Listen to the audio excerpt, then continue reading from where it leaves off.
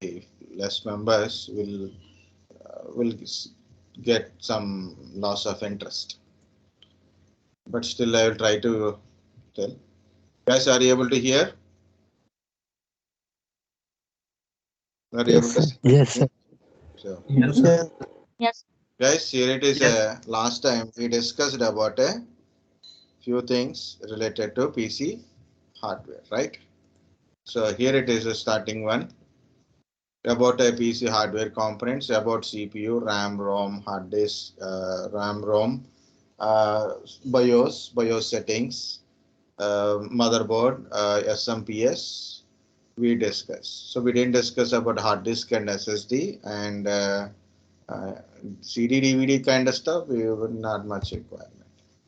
And other components are there for a system.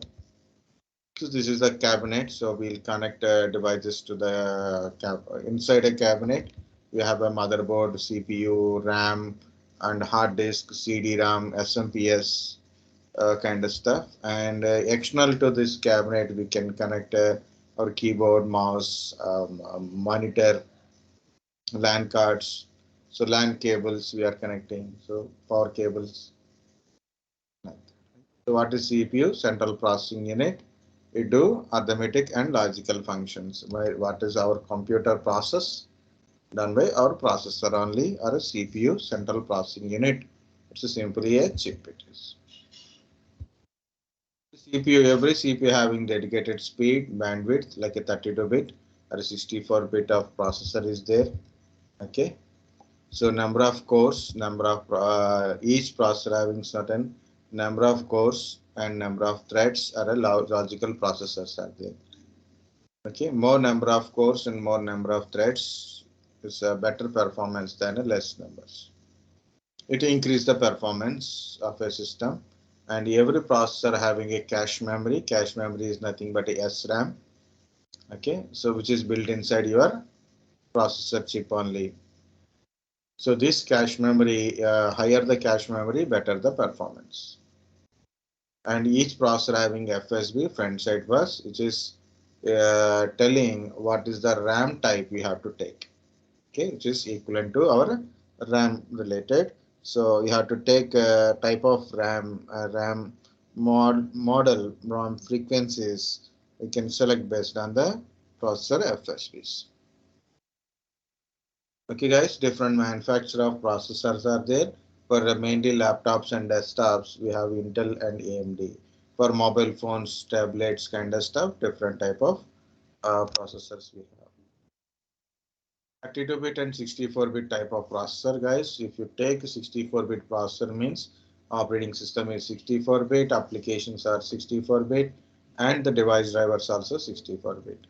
If you take 32-bit processor, 32-bit device drivers, 32-bit operating system, and 32-bit applications only, we can do it. Okay.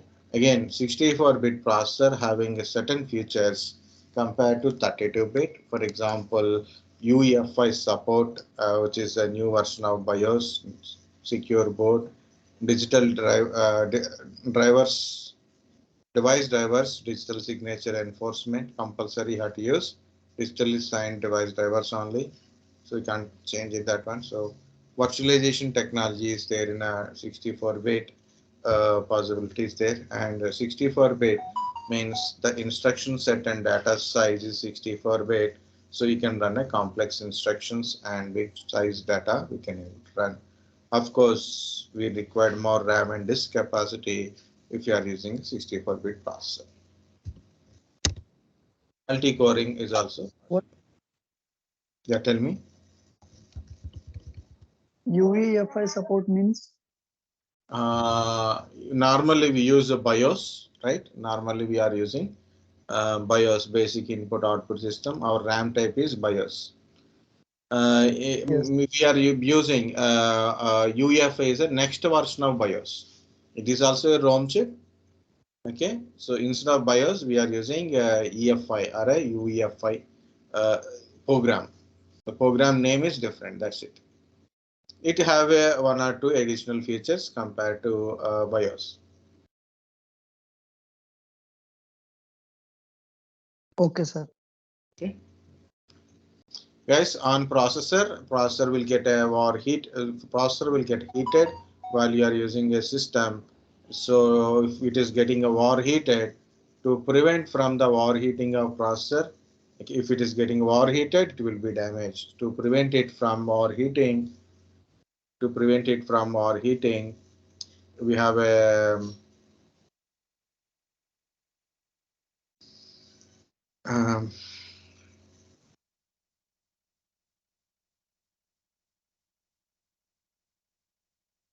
to prevent it from overheating.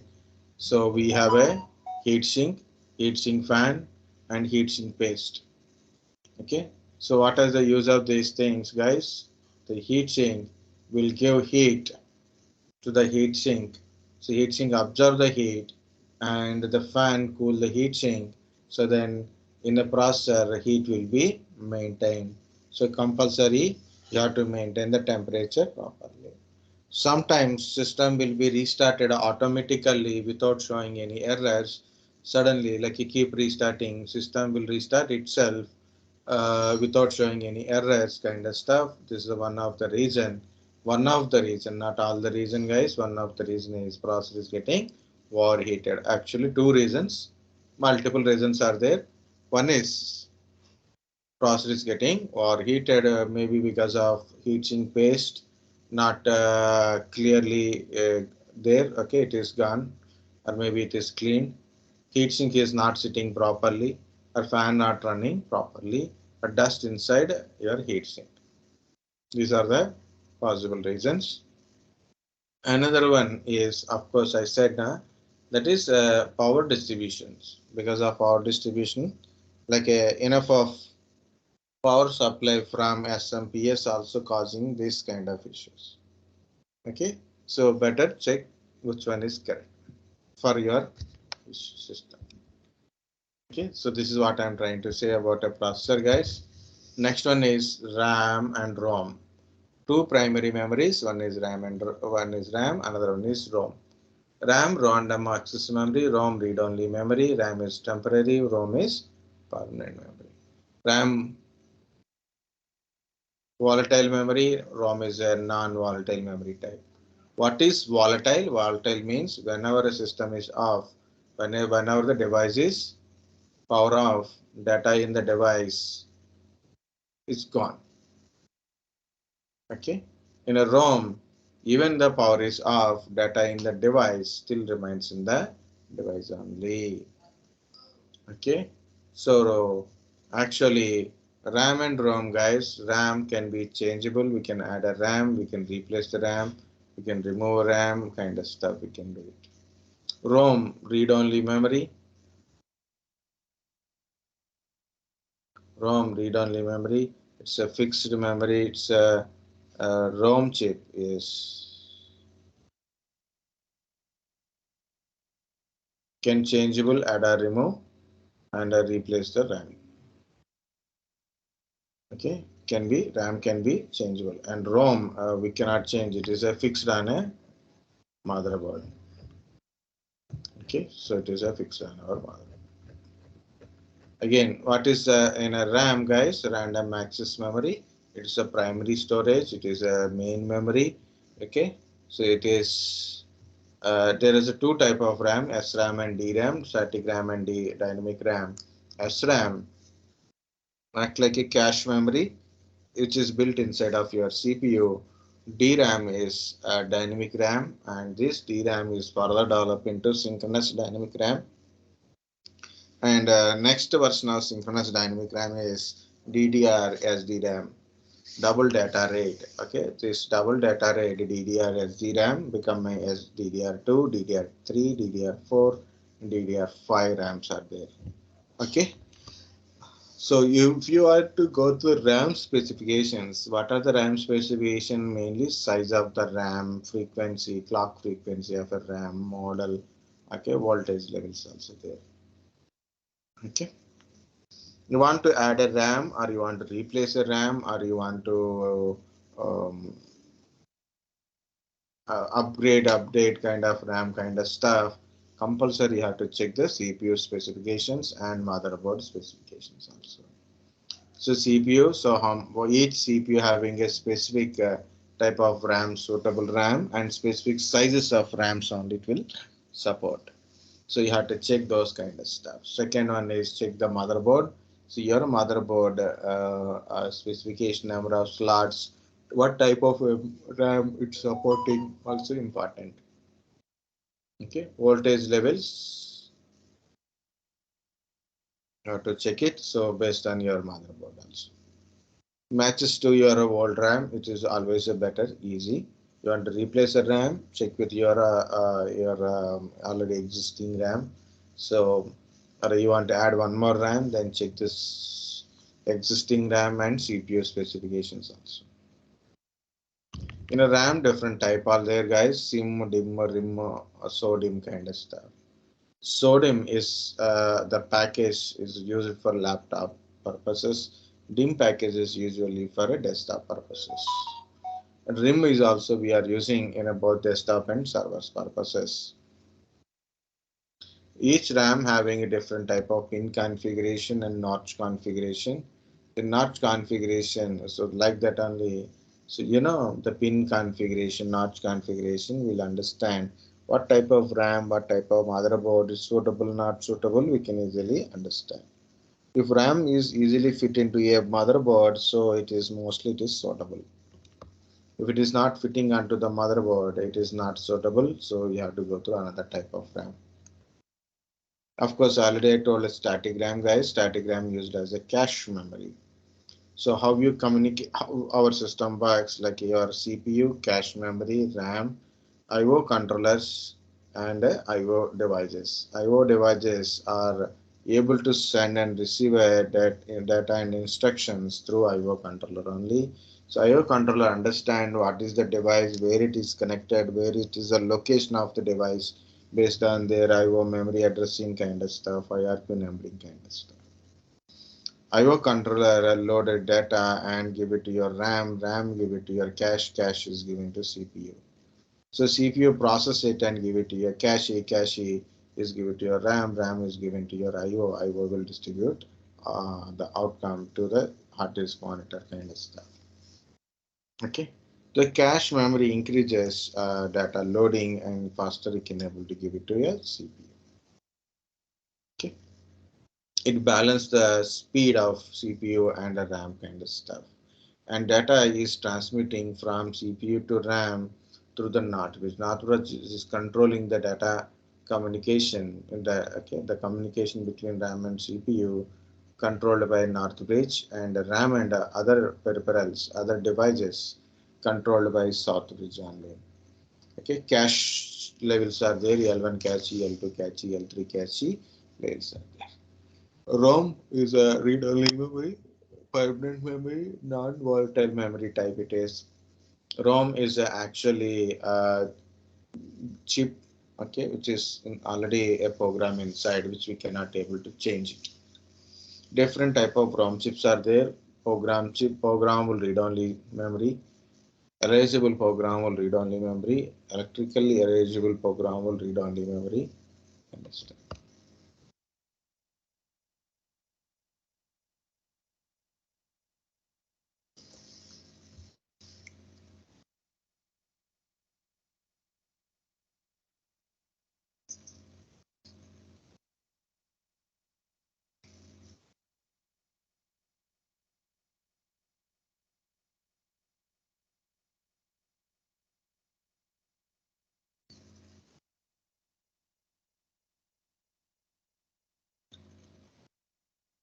BIOS. Basic input output system. It is a program or a firmware. BIOS is a program or a firmware. Firmware is also a software or a program which is inside your ROM chip. When you power on your system, your ROM chip will do post power on self test, means system test itself whether all devices are connected or not. Your ROM chip will recognize the hardware devices. Okay, so like what is the CPU, which CPU is inserted, what RAM is inserted, what hard disk is inserted, like that, it will recognize the connected devices on motherboard. and it is locate and loads operating system. It will tell you where is an which device having an operating system, what is their priorities, also told by your BIOS only. It helps operating system to access hardware devices because hardware devices actually known by your BIOS. So with the help of BIOS, we can able to recognize what hardware devices are in your system.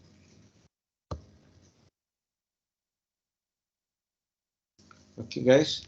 So this is a BIOS, basic input output system, which is BIOS is a manufacturer, different type of chip. This chip, ROM chip manufacturers are there. ME BIOS, Advert BIOS, Phonics BIOS kind of stuff. And each BIOS, we can go and do certain settings, and we can see certain things. Like you can see here it is date and time, and CPU information, hard disk information, cache information, CD-ROM information, RAM information. Also, we can get it from the BIOS settings, and also we can modify certain settings inside of your BIOS, like a hardware-related settings. We can do it like a CPU clock speed, or maybe certain features like a virtualization technology features. We can able to change it. We can set a password for your BIOS, so then other people cannot able to change your BIOS options or settings. And also you can change the boot priority, like we can change the boot priority. So whenever you power on your system, you're telling what is the priority device to load operating system from there to your system. Like, okay, so boot priority will tell you how to load, from which device you have to take operating system, search for an operating system first. Okay, search for an operating system first. Okay, so that is boot priority. So this is kind of stuff, guys. Again, how to go to these settings in general. In general, I'm telling there's different ways to go to BIOS settings nowadays because UEFI came up. So there is a through UEFI settings kind of stuff. We can go through it, or otherwise, generally, so there is a BIOS key. When you start your system, generally it will shows this BIOS key type, either top or a bottom. It will shows certain things to go to BIOS setting. It is saying like a setup or a boot menu kind of stuff. Otherwise, search in a Google about your laptop model kind of stuff. Based on that, you can find your BIOS key. Manufacturer, like Lenovo, Dell kind of information. Okay. In generally, BIOS keys are a Dell F2, F10, F11, F12, F9 kind of stuff comes under your BIOS keys. Function and every BIOS key also may require to go to BIOS when you start your PC. So it needed just a power on, and you have to keep pressing BIOS key. So then you will go to the BIOS settings. You can check the date and time. You can set the BIOS passwords. Guys, these passwords are different from your operating system passwords. Okay, that is different. This is different. Disable or enable or disable hardware feature. Change virtualization technology.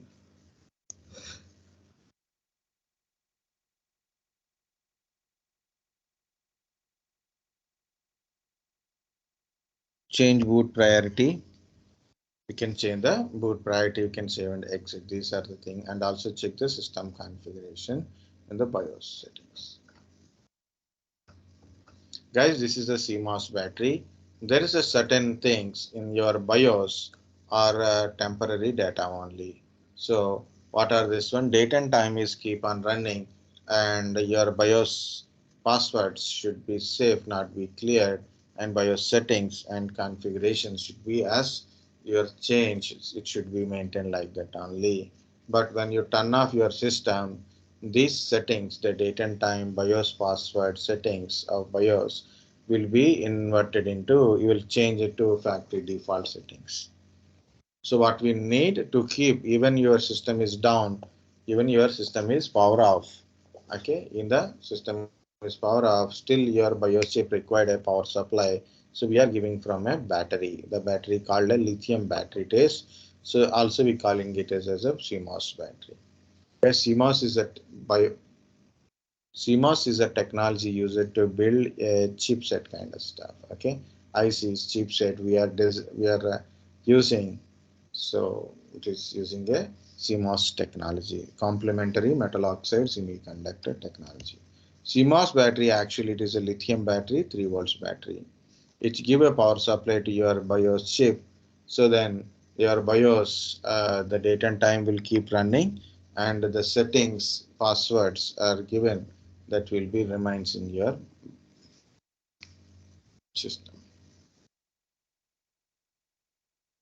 What is CMOS? The kind of stuff. If you got a CMOS checksum error, you have to change your CMOS battery. Mostly it is from 5 to 10 years the CMOS battery works. Next one is guys motherboard. Motherboard it's all devices including CPU, RAM, hard disk, expansion cards, everything we are connected to your motherboard. Some devices are built in motherboard kind of stuff. Some are connected directly to the motherboard. Some are through certain cables they are connecting. But all the devices of a computer is connected to your motherboard. So then it is become one single motherboard. And different slots are there: CPU related, memory, expansion slots, IO slots, chipsets, SATA, PATA kind of stuff, floppy disk drive, CMOS battery, power supply, heat sinks, and the front panel connector. So like a different type of things are in our mother. This is how RAM is inserting. You can see this is the back panel connections. You already know serial port, parallel port. We are not using. VGA port is there, HDMI port is there. I don't know. Recently, we are seeing movies, systems that is comes with the PSY2 connectors. LAN ports are common nowadays. Next one is SMPS guys, switch mode power supply, AT technology, advanced technology attachment. AT advanced technology, ATX extended technologies. AT extended. ATX earlier it is 20 pin, now it is a 24 pin. So we are all using ATX generally. It's a 24 pin plus we need additionally 4 pin, 6 pin or 8 pin, depends upon your motherboard connectivity kind of stuff. Okay. So generally our main power supply is 220 volts AC power supply, 50 Hz frequency. It is a sine wave. Okay. So our electronic devices works with a DC power supply only, not with the AC supply. So we need to convert your AC to DC, 12 volts minus 12 volts plus 50 volts, so 5 volts, 3.3 volts, like that only. Each SMPS having certain wattage guys. Here calculate how much wattage you are utilizing for your system, so total system, then based on that you have to take your SMPS. Just already I told one issue, right? System is started and it is restarting without showing any error. It can be your SMPS problem. Okay, so it's as per your requirement you are not getting that power supply. So these are a different type of connectors. So this is the hardware part we discuss. Now I'm going to discuss about storage.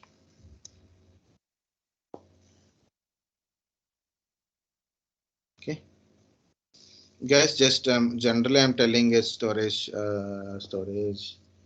Yeah, if I told, yeah, just take a 5 minutes, relax, guys. Then I will start with the storage. Okay, because it's repeated and again it is mixer.